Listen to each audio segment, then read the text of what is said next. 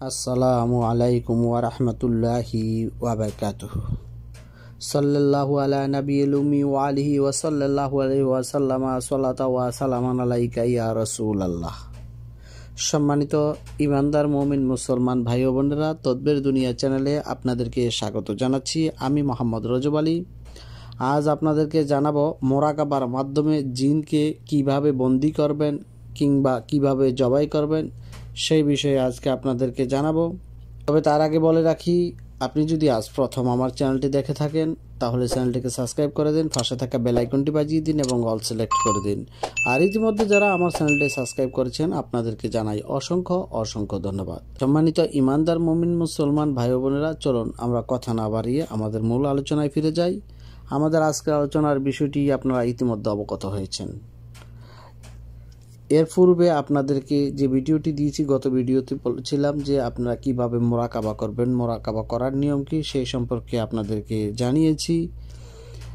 আজকে আমাদের বিষয়টি হলো যে এই মোরাকাবার মাধ্যমেই আপনারা জিনকে কিভাবে বন্দী করবেন কিংবা কিভাবে তাকে জবাই করে দিবেন কিংবা আপনি কিভাবে জাদুগ্রস্ত রোগীর জাদুগুলাকে আপনি ধ্বংস করবেন এই মোরাকাবার মাধ্যমে, সেই সম্পর্কেই আজকের আলোচনা। যদি কোনো রোগী জিনে আক্রান্ত থাকে, দূর থেকে সর্বদা রোগীকে কষ্ট দিতে থাকে, যে সমস্ত জিন রোগীর শরীরে হাজির হয় না, ডাকলে তারা আসে না, দূর থেকে কষ্ট দেয়, ওই সমস্ত জিনদেরকে তুলা রাশির মাধ্যমে তাদেরকে ডেকে নিয়ে আসা যায়। যদিও এই তুলা রাশির বিষয়টা একটু জটিল হয়ে যায়, কারণ অনেক সময় এই তুলা রাশির লোক খুঁজে পাওয়া যায় না, আবার অনেক সময় দেখা গেছে সত্য কথা বলতে চায় না, তারা ক্লায়েন্টকে খুশি করার জন্য, রোগীকে খুশি করার জন্য, সুস্থতার জন্য অনেক সময় মিথ্যা কথাও বলে থাকে। তো কাজেই এই তুলা রাশির চাইতেও অনেক অনেক গুণে ভালো এবং উৎকৃষ্ট পন্থা হলো মোরাকাবার মাধ্যমে জিনকে বন্দী করে দেওয়া কিংবা প্রয়োজন মনে করলে হত্যা করে দেওয়া। পাশাপাশি যারা জিনের জাদুতে আক্রান্ত কিংবা মানুষের জাদুতে আক্রান্ত, তাদের জাদুগুলোকেও ধ্বংস করে দেওয়া। তো সম্মানিত ইমানদার মুমিন মুসলমান ভাই বোনেরা, আপনাদের এই মোরাকাবার করার নিয়মটি গত পর্বে যেহেতু বলেছি, এই পর্বে আর পুনরায় ব্যাখ্যা করতে চাই না কিভাবে মোরাকাবা করতে হয়। তো আপনারা এই মোরাকাবার করার, যখন মোরাকাবা অবস্থায় থাকবেন, আপনি যখন বুঝতে পারলেন আপনার চোখের সামনে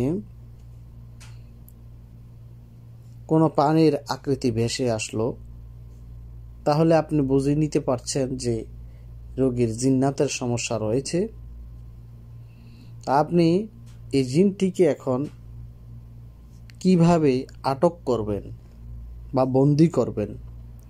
আপনি যখন এই মোরাকাবা অবস্থার মধ্যে আপনি জায়নামাজের উপর মাটির মধ্যে অথবা মাটির মধ্যে আপনি কি করবেন, হাতের শাহাদাত আঙ্গুলটি ঘুরাতে থাকবেন আর মনে মনে নিয়ত করবেন যে আমি তাকে বন্দী করতেছি। এভাবে করতেই থাকবেন আর ওই যে আয়াতটি পড়তে থাকবেন, আল্লাহুম্মা আনজিরনা মা দাররাহু আও দাররাহা ইন্নাকা আলা কুল্লি শাইইন কাদির।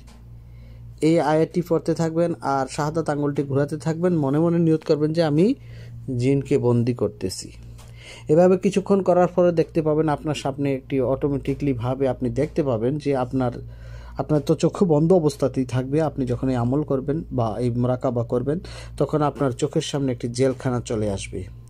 জেলখানা যখন চলে আসবে, স্বাভাবিক অর্থে আমরা যেভাবে জিনকে বন্দী করে থাকি, বোতলের মাধ্যমে বা যে কোনোভাবে বন্দী করি আমরা, যে সমস্ত দোয়া তদবিরের মাধ্যমে, ওই দোয়া তদবিরের মাধ্যমে আপনি ওই জেলখানার মধ্যে তাকে বন্দী করে দিবেন। এইভাবে বন্দী করে দিলে বন্দী হয়ে যাবে ইনশাআল্লাহ। আর পাশাপাশি যারা এই জিনকে, বেশি দুষ্ট জিন যাদেরকে হত্যা করার নিয়ত করবেন, হত্যা করার নিয়তে আপনি যদি নিয়ত করে ছুরি, যেভাবে স্বাভাবিক অবস্থায় রোগীর শরীরের মধ্যে জিন ভর করা অবস্থায় যেভাবে জিনকে জবাই করে দেওয়া হয়, ঠিক তদ্রূপভাবে আপনি চক্ষু বন্ধ করে নিয়ত করে আপনি জবাই করে দিবেন। ইনশাআল্লাহ মোরাকাবার মাধ্যমেও জবাই হয়ে যাবে। তো একটা বিশেষ কথা হলো, যে সমস্ত রোগীদের শরীরের মধ্যে জিনের উপস্থিতি থাকে তাদের জন্য যদি মোরাকাবা করতে যান, মোরাকাবা মাধ্যমেও তাদেরকে বন্দি করতে পারবেন, তবে সেক্ষেত্রে একটু ফায়দাটা একটু কম হয়ে থাকে, কিন্তু হবে আপনি তাদেরকেও বন্দি করতে পারবেন, কিন্তু ফায়দাটা একটু কম হয়। তবে যদি রোগীর শরীরে উপস্থিত না থাকে, দূরে থাকে, তাহলে আপনার এই বন্দিটি দ্রুত হয়ে থাকে, স্বাভাবিকভাবে হয়ে যায়। আপনি নিয়ত করবেন আর এভাবে মোরাকাবা অবস্থায় আপনি তাকে বন্দি করে দিতে পারবেন। ঠিক অনুরূপভাবে যে সমস্ত লোকের উপর জিনের প্রভাবে জাদু করা হয়েছে কিংবা মানুষের কোনো জাদু করা হয়েছে, এই জাদুর বস্তু সামগ্রীগুলোও আপনি এই মোরাকাবার মাধ্যমে নষ্ট করে দিতে পারবেন। যেভাবে জাদু সামগ্রী তুলে নিয়ে আসার পর যে সমস্ত দোয়া কালাম দ্বারা জাদু ধ্বংস করা হয়ে থাকে, তাবিজ তোমারগুলা ধ্বংস করা হয়ে থাকে, ঠিক অনুরূপভাবে মোরাকাবার মাধ্যমে আপনি মনে মনে নিয়ত করবেন। চতুর্দিক দিয়ে আপনি এই জায়নামাজের উপর হাতটি রেখে, মোরাকাবা অবস্থা হাতটি রেখে আপনি আস্তে আস্তে আস্তে আস্তে আস্তে আস্তে হাতটি টানতে থাকুন, আর মনে মনে নিয়ত করুন যে রোগীর যে সমস্ত বাড়ি ঘরে যেখানেই যে অবস্থায় থাকুক না কেন, এই তাবিজ তোমারগুলা গাড়ানো, নষ্টগুলা গাড়ানো বা এই জাদুর বস্তু গাড়ানো আছে, ওই সমস্ত জাদুগুলাকে আমি তুলে নিয়ে আসতেছি।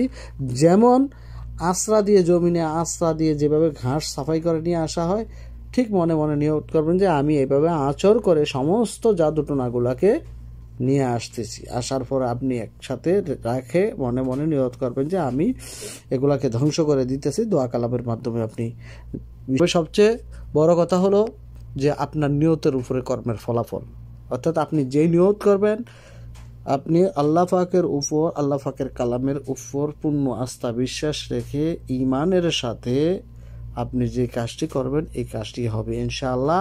আমরা গত ভিডিওতে জেনেছিলাম কিভাবে মোরাকাবা করতে হয়। আপনারা প্রয়োজনে ওই মোরাকাবার কিভাবে করতে হয় আমার চ্যানেলটিতে দেখে আসতে পারেন। আর এই পর্বে হলো যে আমরা কিভাবে জিনকে বন্দি করব, জবাই করব কিংবা জাদুর সামগ্রীগুলো ধ্বংস করে দেব। এই মোরাকাবার মাধ্যমেই দূরের রোগীর সমস্ত জাদুর ক্রিয়াগুলো আপনি নষ্ট করতে পারবেন। একইভাবে মোরাকাবার মাধ্যমে যে সমস্ত, ধরেন আপনার রোগী রয়েছে প্রবাসে কোনো এক দেশের মধ্যে, আপনি বাংলাদেশেই বসে আছেন বা আপনিও যে কোনো একটা দেশের মধ্যে আছেন, আপনি এই মোরাকাবার হালেতে বসে মনে মনে নিয়ত করবেন আমি এই রোগীর জাদুগুলা ধ্বংস করে দিতেছি, জাদুগুলা কেটে দিতেছি, ইনশাল্লাহ কেটে যাবে। কিংবা আমি ওই রোগীর যে সমস্ত জিন্নাতারা সমস্যা করে থাকে, ক্ষতি করে থাকে, তাদেরকে আমি বন্দি করে দিতেছি, এই জেলখানার মধ্যে বন্দি করে দিতে পারবেন। তো এইভাবে করলে ইনশাল্লাহ কয়েকদিন করবেন, দেখবেন যে রোগী সম্পূর্ণরূপে সুস্থ হয়ে গেছে ইনশাল্লাহ। এগুলা পরীক্ষিত আমল, এই সমস্ত আমলগুলা পরীক্ষিত আমল, এগুলো আমার ওস্তাদের কাছ থেকে নেওয়া, আমার ওস্তাদ নাইমুল ইসলাম ফরিদপুরি সাহেবের কাছ থেকে শিক্ষা গ্রহণ করা।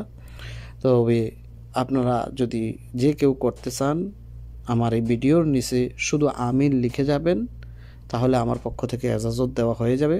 আপনারা এই মোরাকাবা সবচেয়ে উৎকৃষ্ট পন্থা, যেই কোনো রোগের চিকিৎসা করার জন্য মোরাকাবার কোনো বিকল্প নেই, মোরাকাবার কোনো বিকল্প হতে পারে না।